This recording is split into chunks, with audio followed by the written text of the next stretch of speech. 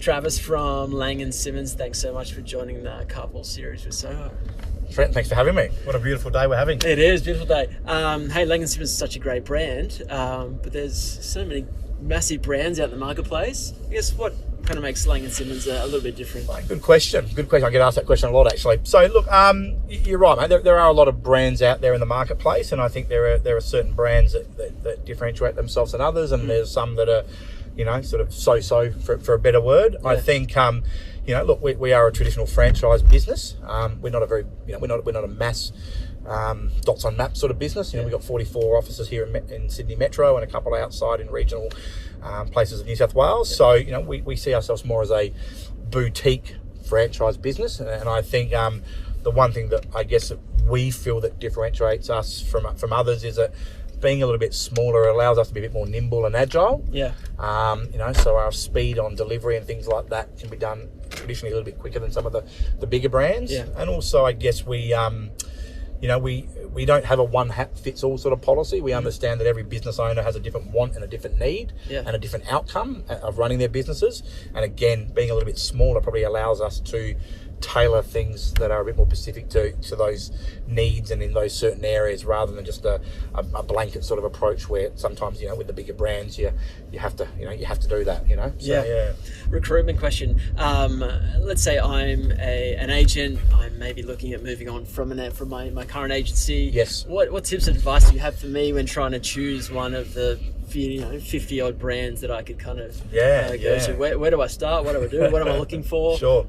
Any tips or advice? Yeah, look, a couple of things. I think going back to what I said, people join people. Okay, so I think real estate's an industry where you'll talk to every real estate agent and they'll say, well, they don't list with the brand, they list with me. Okay, and I think there's a lot of truth in that.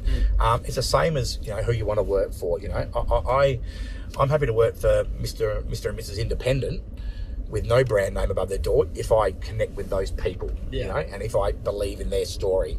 And I think, as an agent, especially in real estate, where, if you're a commission only agent and you are giving a fairly sizable chunk of your fees away to people, again, you want to be very clear on, if I'm going to give Mr. and Mrs. Principal 40 to 50% of my income, what are they going to do for me? And they have a right to ask that question. Yeah.